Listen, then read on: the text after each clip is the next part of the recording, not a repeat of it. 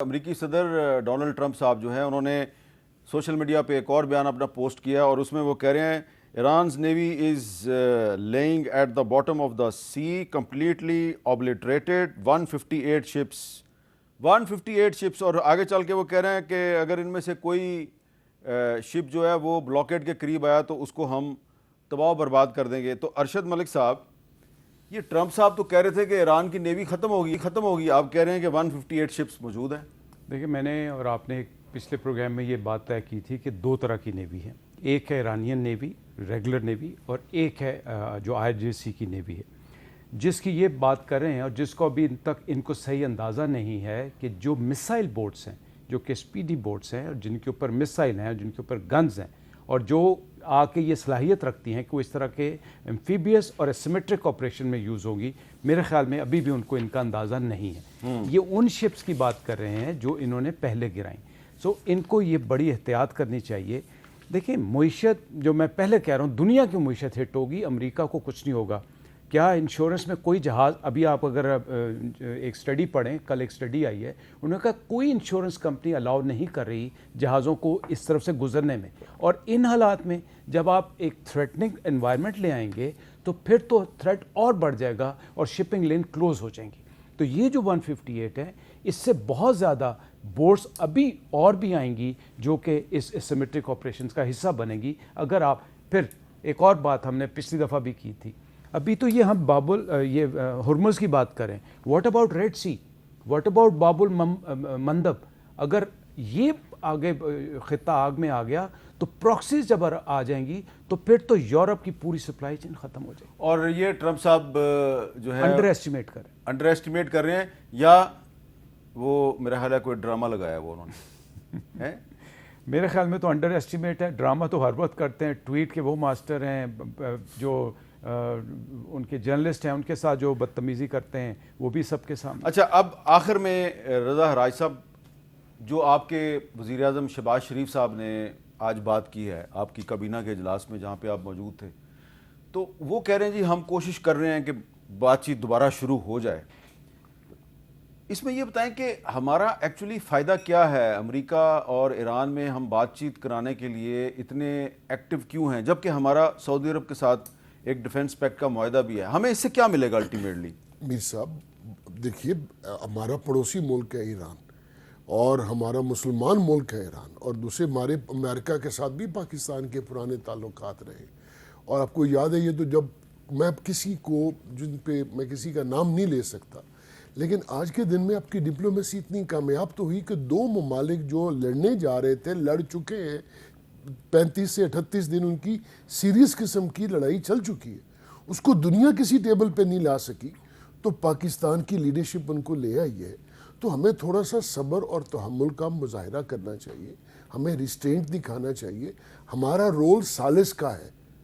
ہم نے آپ کو، میر صاحب، میں آپ کو پاکستانی قوم کو ایک بات بتانا چاہوں گا، اور یقیناً یہ آپ کے علم میں ہے کہ جب یہ مذاکرات ہو رہے تھے 21 گھنٹے نان سٹاپ مذاکرات چلے، اور اس میں انہوں نے الگ الگ مشاورتیں کی ہیں. تو اس میں اسحاق ڈار صاحب اور فیلڈ مارشل صاحب کبھی ادھر ان کی بات سن کے ادھر جاتے تھے، ان کی بات سننے ادھر جاتے تھے. 21 گھنٹے نان سٹاپ یہ بات ہوئی، اور بات بہت قریب حد تک آ گئی. اور یہ اکنالج کیا ہے امریکن پریزیڈنٹ نے، اور وائس پریزیڈنٹ نے یہ بات کی بھی ہے. اس نے کہا اچھی بات یہ نہیں ہے کہ ہماری ڈیل نہیں ہوئی، اچھی بات یہ ہے کہ ہمارے بہت اچھی مذاکرات ہوئے، لیکن بری بات، بیڈ نیوز یہ ہے کہ ہماری ڈیل نہیں ہو سکی.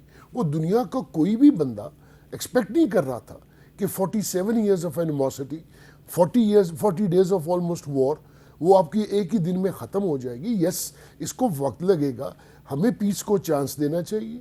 ہمیں اپنا پاکستان نے جو، اچھا مجھے اب یہ بتائیے، میں میر صاحب، آپ جہاں دیدہ انسان ہیں، آپ نے تو مجھے بے قصور ہونے کا سرٹیفکیٹ دے دیا.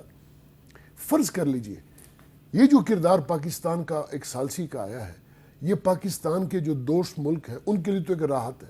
جو دشمن ہے ان کو برداشت کر پا رہے نہیں. اور اگر خدا نہ خواستہ یہ چیز کوئی اور ملک کرتا تو پھر یہاں پہ باتیں کیا ہوتی؟ دیکھیے، ہم اپنے ملک کا انٹرسٹ دیکھتے ہیں، ہم پاکستان کا انٹرسٹ دیکھتے ہیں. ہمارے لیے پاکستان ہے، ہمارا ملک ہے، ہمارے دوست ہیں. بالکل جی. نیو یارک ٹائمز نے بھی یہی کہا ہے. نیو یارک ٹائمز کہہ رہا ہے Pakistan involvement has been motivated by it's short and long term goals its economy badly needs the war in the Middle East to end and ships to pass safely through the Strait of Hormuz, where 85% of its oil and gas imports transited before the United States and Israel began striking Iran on February 28. تو اب یہ بتائیں air marshal صاحب کہ یہ جو اس وقت tension ہے، ٹرمپ کی دھمکیاں ہیں، اس کے بعد اگر دوبارہ سیز فائر میں ایکسٹینشن ہو جاتی ہے تو ظاہری بات ہے پھر ایک ملاقات بھی تو ہوگی نا دونوں کے درمیان. جی وہ ملاقات آپ کے خیال میں پاکستان میں ہوگی یا کہیں اور بھی ہو سکتی ہے؟ دیکھیں، سب سے پہلے تو جو رضا بھائی نے بات کی میں اس کو آگے بڑھانا چاہوں گا کہ سر ایک وقت تھا کہ ہمارے خلاف اسلامو فوبیا کہا جاتا ہے، Yes. اور آج الحمدللہ اسلام آباد آ گیا، الحمدللہ تو اسلامو فوبیا سے آپ اسلام آباد کی طرف لے آئیں. شکر ہے. دوسرا یہ تو بات ہے کہ ڈپلومیسی چلتی ہے، ایک تسلسل ہوتا ہے، ایک سلسلہ رابطہ ہے. جو credit definitely goes to your leadership, we have done a marvellous job, there is no doubt about it. اور جو دشمنوں کے اوپر آپ نے 3 بندوں کو، بالکل 3 بندوں کو بالکل کریڈٹ جاتا ہے، آپ کے پرائم منسٹر صاحب کو، فیلڈ مارشل کو اور فیلڈ مارشل صاحب اور کو. Deputy prime minister. اب یہ ایک تسلسل ہے جو سلسلہ آگے چلے گا. دیکھیں، ہم اس وقت وہ ایسی ملک کی حیثیت ہیں جس پہ سب کو اعتماد ہے. ترکیہ نیٹو کی وجہ سے گڑبڑ ہے، ایجپٹ تھوڑا سا اسرائیل کے لنک کی وجہ سے ہے، لیکن کسی لنک ہم سے ہی ہوگا، مذاکرات کہیں اور بھی ہو سکتے ہیں. کوئی بات نہیں، جہاں بھی ہوں مذاکرات ہونے چاہیے. بہت بہت شکریہ ارشد ملک صاحب، جناب رضا ہرائی صاحب. اور چلتے ایک گزارش آپ کی خدمت میں پیش کر دیتا ہوں.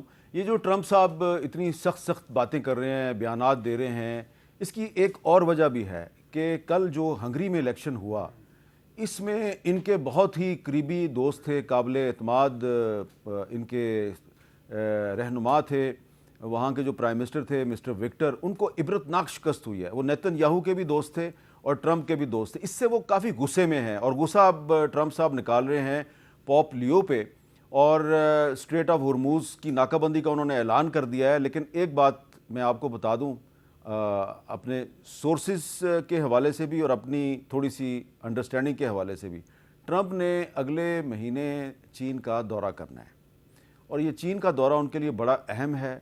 اور چین کا دورہ کرنے سے پہلے ٹرمپ صاحب جو ہیں وہ دوبارہ اسٹریٹ آف ہرموز میں کوئی نیا تھیٹر لگانے کی پوزیشن میں نہیں ہے. نہ یورپ ان کے ساتھ ہے، نہ چین ان کے ساتھ ہے، نہ رشیا ان کے ساتھ ہے، اور نہ ہی آسٹریلیا ان کے ساتھ ہے. کوئی بھی ان کے ساتھ نہیں سوائے اسرائیل کے. اس لیے اطمینان رکھیے اور مذاکرات دوبارہ شروع ہوں گے اور دوبارہ بھی پاکستان کا ان مذاکرات میں اہم کردار ہوگا.